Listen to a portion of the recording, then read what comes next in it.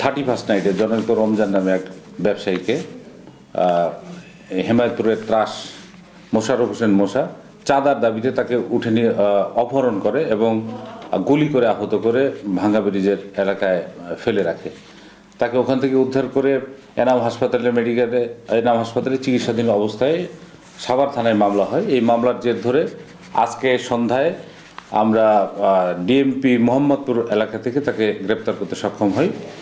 শুধু তাই না, এই মোশাররফ হোসেন মোশার বিরুদ্ধে এর বড় বড় অপকর্মের অভিযোগ রয়েছে।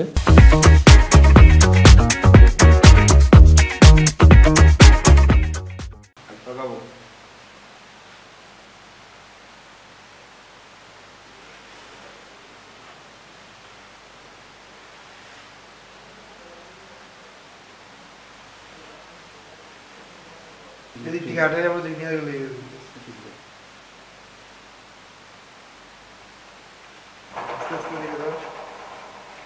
বলবো